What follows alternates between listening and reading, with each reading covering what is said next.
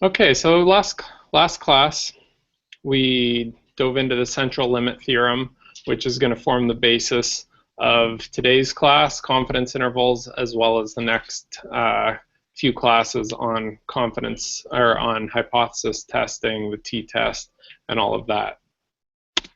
So we're going to start out with a review of the central limit theorem again, just to make sure that you're comfortable with it.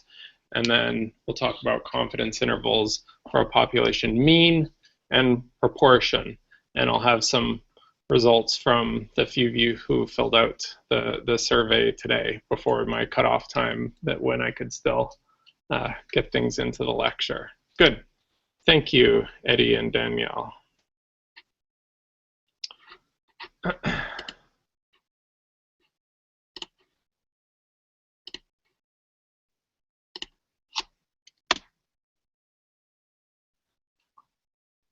So this is going to be a mostly conceptual class. I guess all of them are, but I'm really going to focus on interpretation of the confidence intervals and being able to relate them to different confidence levels, to sample sizes, and other population parameters. So hopefully you'll have a good understanding of all of those things by the end of today. So just a reminder of some of the stuff from last class about the central limit theorem.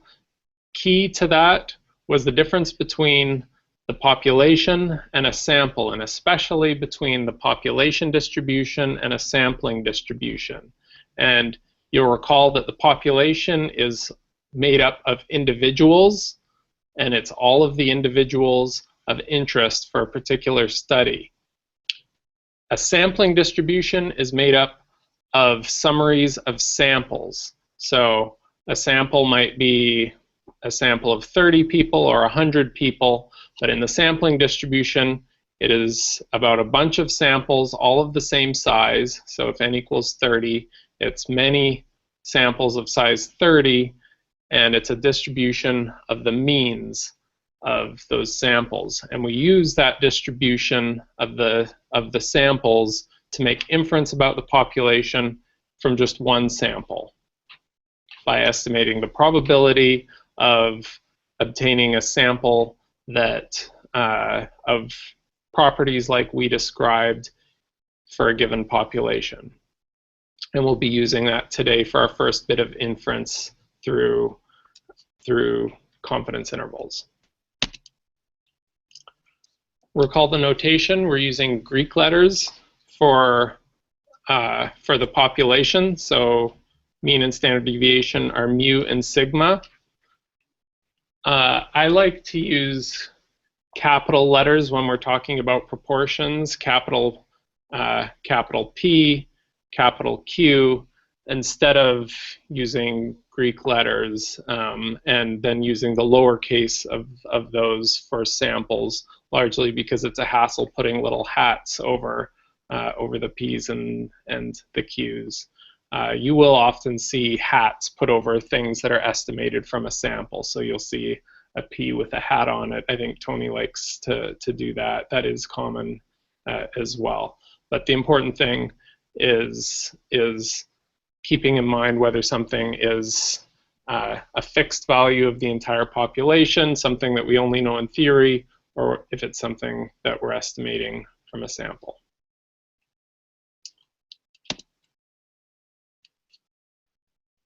The central limit theorem was all about the relationship between the population distribution and the sampling distribution.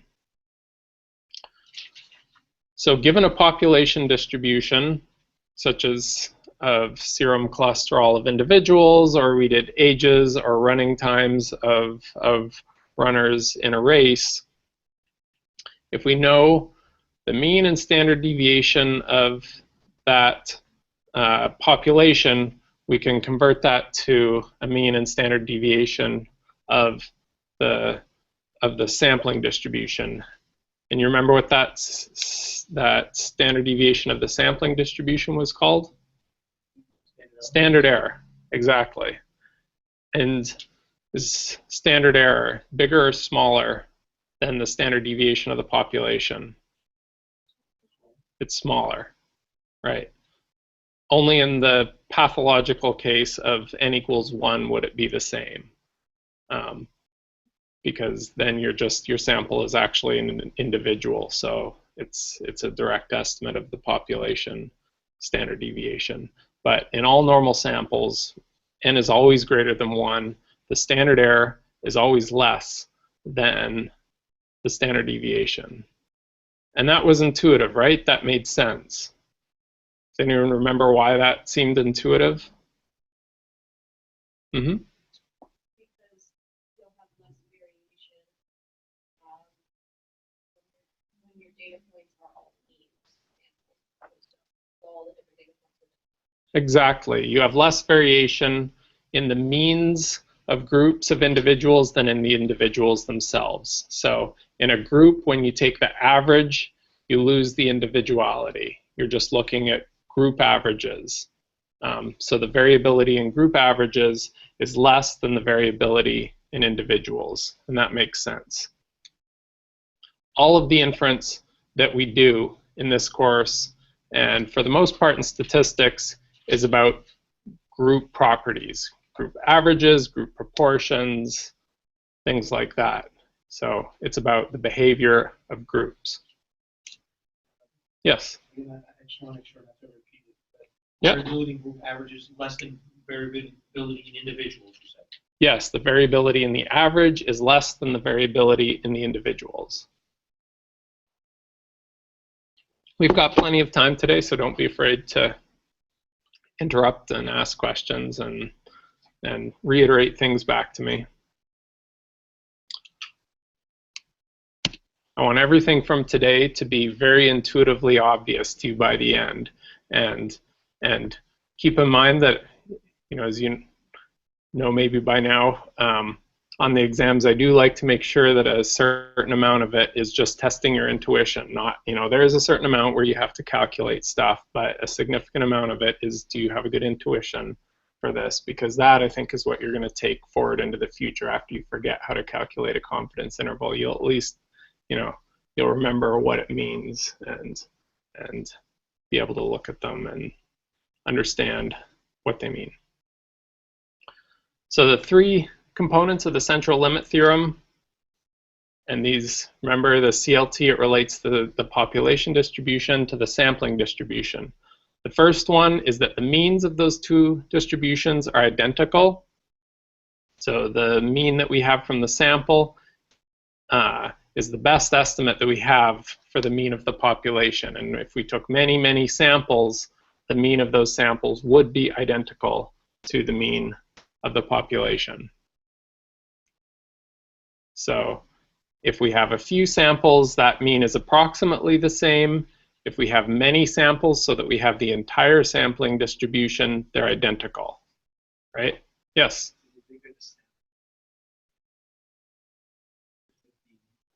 So the bigger the sample, then the closer one measurement will be to them being, or one sample, the closer its mean will be to the population mean.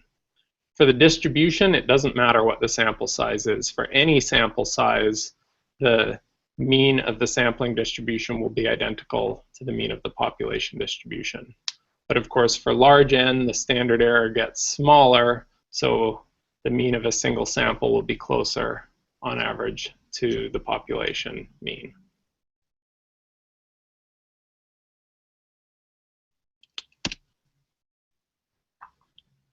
Part 2 was this formula that you'll get very used to that relates the standard deviation of the population to the standard error by this factor of the square root of n. Yes? So this is sort of back to this question and your answer to that question. When you say with the sampling distribution, it doesn't matter what n is, the mean is going to be equal to the mean of the population. What determines how many samples are in a sampling distribution? Does that matter? How many samples you have in the distribution? The question is how many samples go into the sampling distribution? And the answer is, for a smooth line like that, it's an infinite number of samples. You can approximate it with any large number of samples. Like I gave some examples in the last class where I plotted histograms. I took 1,000 samples to make one of those histograms, and that looks pretty accurate to what the sampling distribution really looks like. But the central limit theorem is in the limit. It's for any n, so any sample size, but it's in the limit of an infinite number of samples. So when you hear infinite, just think large enough, just think big. And it's a theoretical result, but it's very useful in the practical case where we only have one sample. It's kind of derived under the assumption that our one sample that we took is just one of an infinite number of samples that we might have taken if the universe had been slightly different.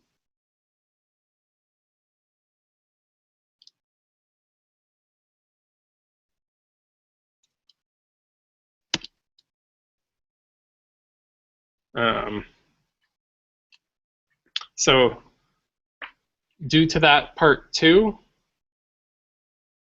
it allows us to convert the population standard deviation to the standard error. And it means that as n increases, the standard error must decrease. So if n quadruples, the standard error, shout out. What happens if n quadruples? Yeah. The standard error decreases by how much? Not 1/4. Yeah, by a factor of 2. So if you go to a 4 times larger sample size, your standard error will be half as much as it was. If you go from n equals 10 to n equals 40, you get half the standard error. If you go from,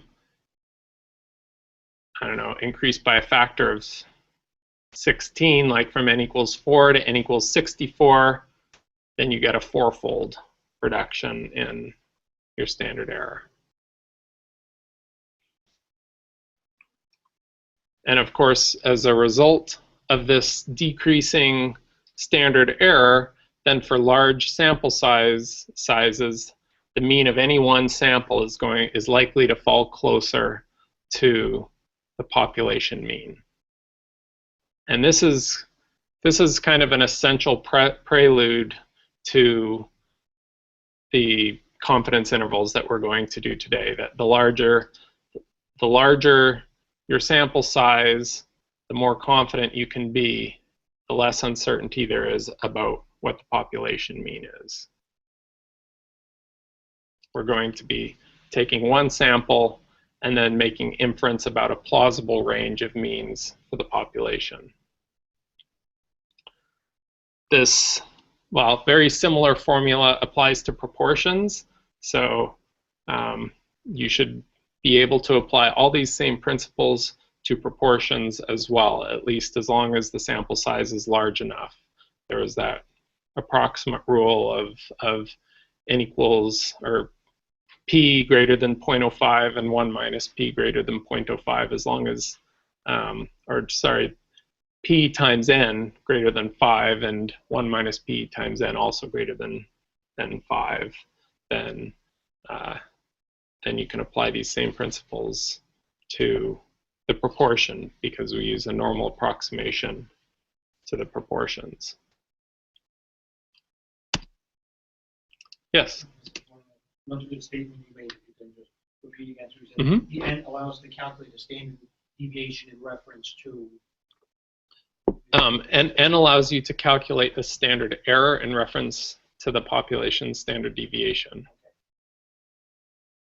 Yeah.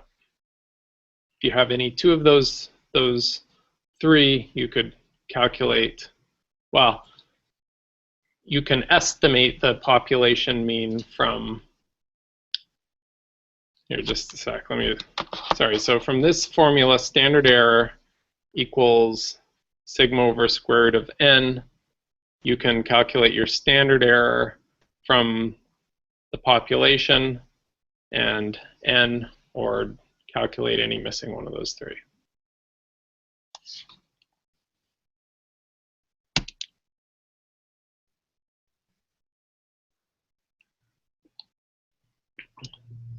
So with these things together, and I guess I didn't write down the third one, but that was that for a sufficiently large n, so each sample, if each sample is large enough, then the sampling distribution will be normal, no matter what the population distribution is. So we saw examples of weird triangular shaped population distributions, whatever it is. If n is large, like greater than 30-ish, the sampling distribution will be very nearly normal. Now, if the population distribution is normal and n is small, say n is 3, what can you tell me about the sampling distribution? What distribution is it?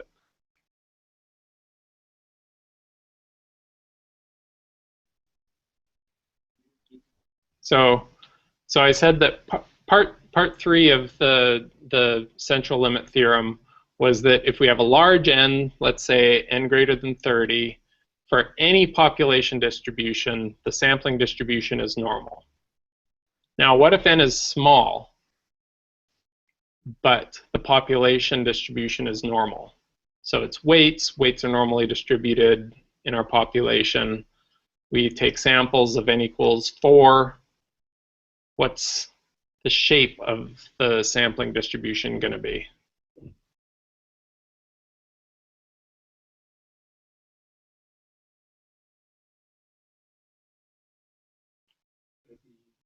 It won't be symmetrical, it'll be like skewed. No, it'll be symmetrical. Yeah, it's actually going to be t-distributed. It is a bit of a trick question, and we'll get to that next class. So if n is large, it's normally distributed. If n is small and the population is normally distributed, then the sampling distribution will be t-distributed, just as a bit of a preview.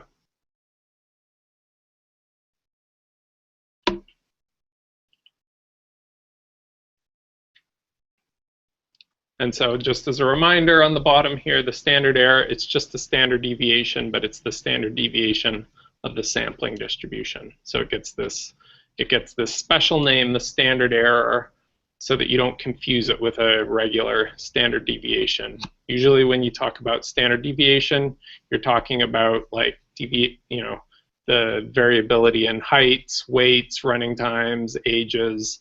The standard error isn't a variability of any of those things. It's a variability of samples, of sample means, right? Or sample proportions.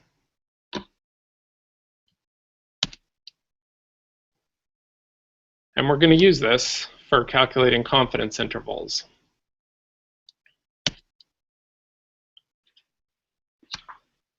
First, some terminology.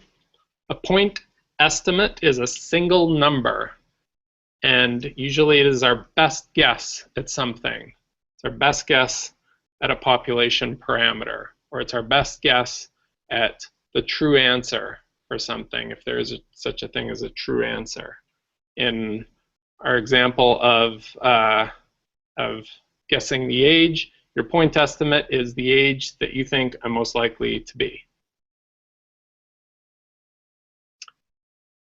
But it doesn't give you any idea of the uncertainty, right? It's just your best guess.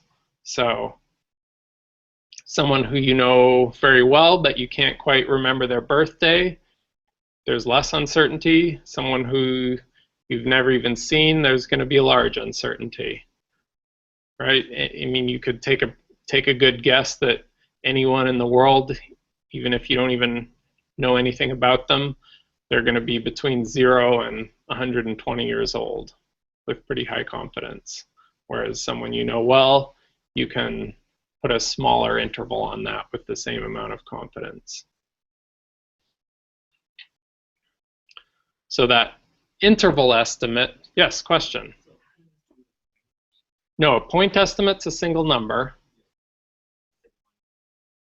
So that would be an interval estimate.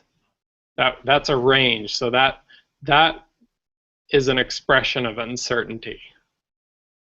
So interval estimates are an expression of your uncertainty. They give, right, that's right. Point estimate is 39 years old. Interval estimate is between 30 and 50 years old. So the interval estimate, it has a middle, which is probably where you think the answer most likely is, not necessarily, but it also incorporates something called a margin of error, and that is the amount of error on either side of a point estimate that you consider to be plausible. Yes? So for this example, then technically what you're saying, we're just guessing, it doesn't even matter what the real number is. So in this case, we won't actually know what is the real age, because we're just estimating a point or estimating an interval. Yeah, so the question here is about, is that, or it's a comment, I guess, that you don't know the real age. So your point estimate is just a guess, and your interval estimate is a range of plausible values. And that's an interesting point, because if you actually knew my real age, then the whole exercise is moot. You don't bother with any of it. You don't need intervals. Your point estimate's not an estimate, it's the answer. So all of this is about expressing uncertainty when you don't know the real answer.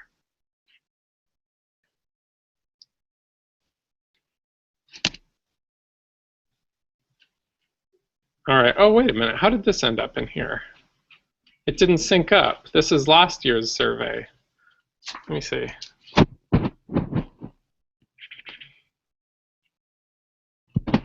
Let me see if I can get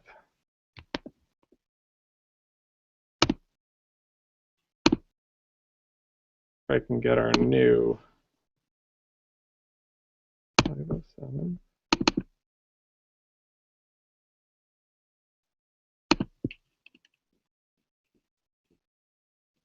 Oh yeah, there we are. So the handouts look like that because that was last year. I got it out a little earlier last year and there was better participation. I only got 6 of your answers before I had to finish making these slides today. So I like this exercise because it gets you to think about how to put an interval around your point estimate. And we can actually look at each one of these and think about what was the thought process behind these intervals. So they're organized here from oldest guess to at the top to youngest guess at the bottom. And I've plotted in dark bold the 90% confidence intervals, and in dashed lines the 50% confidence intervals. So in case you didn't see the survey questions, the questions ask, first of all, what's your best guess? And that's what I've put as a dot here. That's the point estimate. And then I asked for the upper and lower bounds of the interval in which you're 50-50 confident of my true age, and the interval in which you're 90% confident of my true age. So let's look at some of these. Let's look at this first one. This guess was 41 years old. The 90% confidence interval went from 40 to 42, and the 50% confidence interval went from 36 to 44. So there's something that doesn't make sense in this answer, and there's also another part that does make sense. Does anyone want to comment? Yes. Well, I had to think about this too. Initially, I put the smaller range for 90%, but you should be more sure That's right. You should be more sure that the age is in a bigger range. What were you going to say? Yeah, that's right. If you give a big range, you can have more confidence in it. You know, so if you're betting, you you could give better odds to someone by giving them a big range. Like,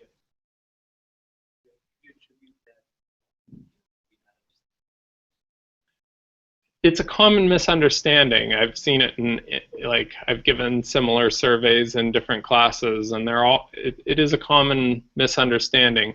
I think that part of the misunderstanding comes from another way of thinking about confidence. Like, if you think of confidence as being how confident am I in my answer, then if you have high confidence, you should be able to say, you know, he's between 40 and 42, and if you have low confidence, you have to give a larger range. But that's not what the confidence interval means. What you're actually talking about in that case is the amount of information that you have.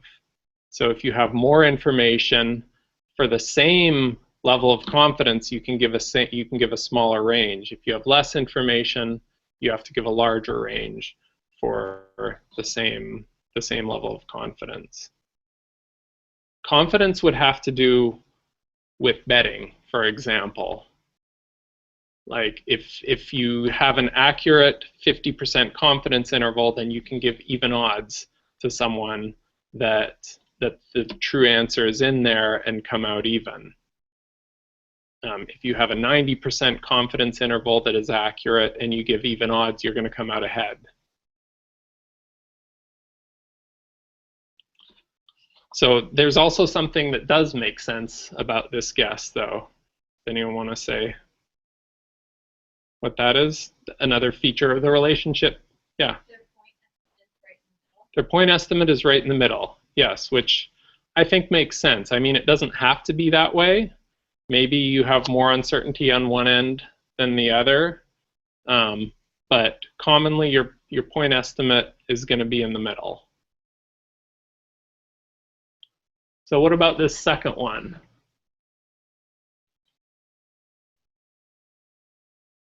Yeah, I think it makes perfect sense. This second one, you know, we have the point estimate in the middle. We have a 90% confidence interval that's larger than the 50% confidence interval. Looks good. How about the third one?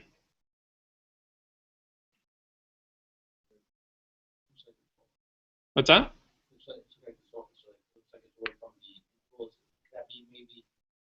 Bad guess. Yeah. Right. Yeah, their point estimate should be in there 90%.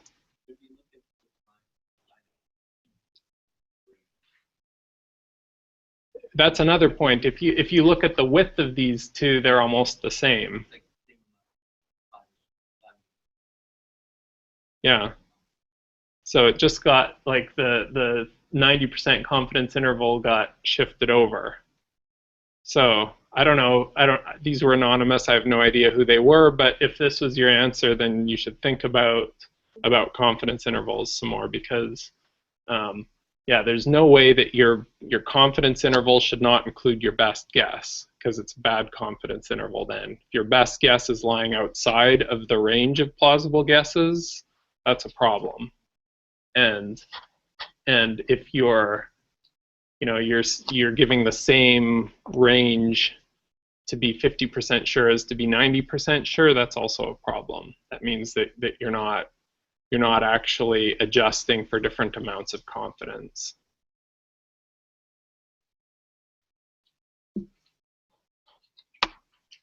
So this looks good too, right?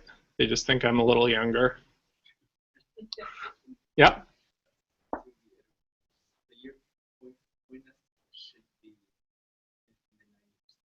Your point estimate should be within any confidence interval. It doesn't matter what the level of confidence interval it is. It must contain your best guess.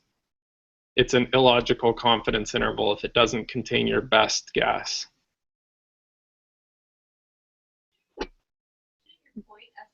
fall in your 50 and your 90%? Yes. Because, like, the growing.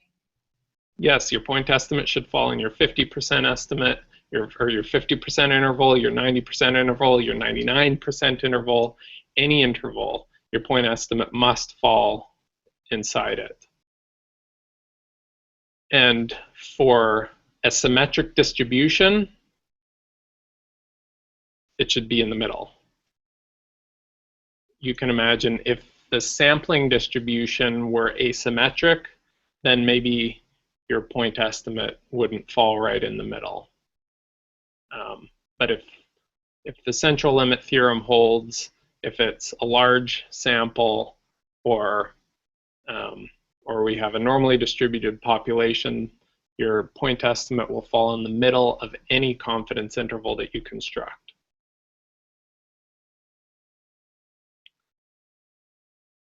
Let's see. Actually, it's a nice thing about having not too many responses. We can look at each one of them. How about this one? What's that? Like the whole 20 years of 9%. Yeah. Covers all bases. Yeah. I mean, so that, I mean, that's good that the, you know, the 90% confidence interval is bigger. It reflects, you know, little knowledge or basis on which to make a point estimate. So that's a valid confidence interval. It just means that you don't have a lot of information.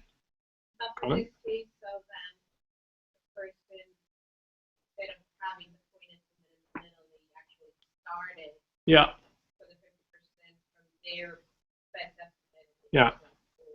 That's right. Yeah. So the, you know, the point estimate's not in the center of that 90% interval. And I think, you know, there are situations where that makes sense. In this situation, that might make sense. You're not going to calculate a confidence interval that ends up like that. The ones you calculate will be centered on the point estimate.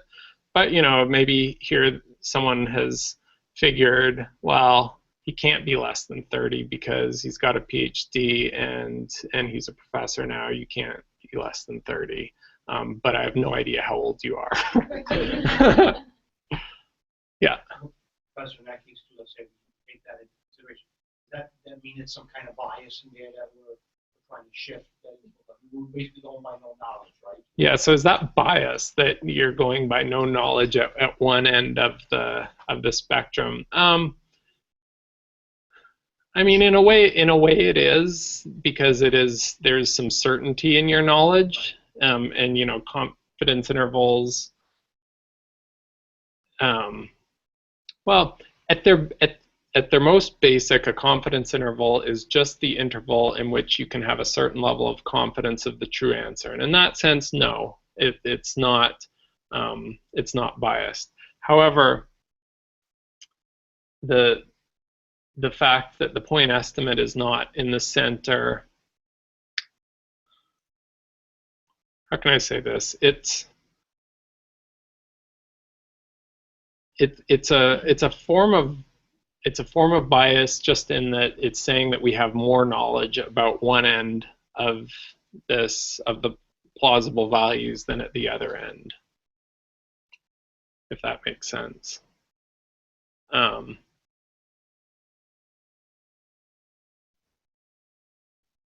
Yeah, again, in this class, you're going to take when you're calculating confidence intervals, you're going to take your point estimate, you're going to add and subtract the margin of error from it, and it will be symmetric. But in general, there's nothing wrong with having a point estimate that's off-centered. And of course, here the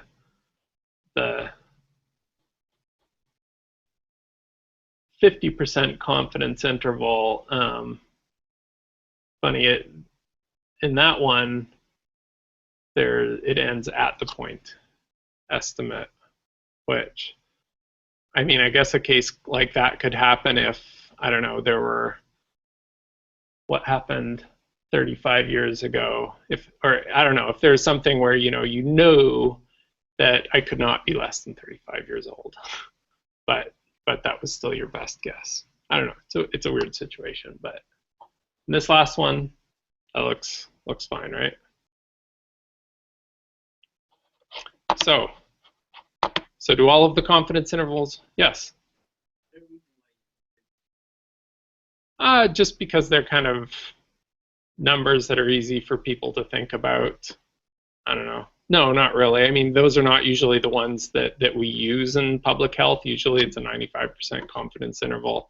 Sometimes it's a 99% confidence interval. But you'll be able to calculate any confidence interval after tonight. So I guess most of these made sense. A few of them didn't. Which is larger, the 50% confidence interval or the 90%, which should be larger? 90, yep. Are people with larger intervals, so if two people have, if they're 50% confidence interval, if one of them has a larger 50% confidence interval, is that person more or less confident? And this is getting at that confusing interpretations of the word confident, and I kind of intentionally used it in this confusing way here. Yeah, they're less confident because we're comparing the same confidence interval. So usually I prefer to avoid using the word confident for that reason there, and say, are they less certain, or do they have more or less information? In this case, you all have basically the same information, so it does have to do with your, maybe it has to do with your innate sense of self-confidence. Maybe some of you have training at age guessing, I don't know. And the point estimate typically is going to lie in the middle, but it definitely must lie somewhere within the confidence interval. So maybe I should send out another survey afterwards and have you guess my weight and plot that and see if everyone's makes sense. I will. At the end of class to keep you all listening. Actually, it's occurred to me that based on your sample and last year's sample, I could use it for hypothesis testing too, and test the null hypothesis that I'm not aging.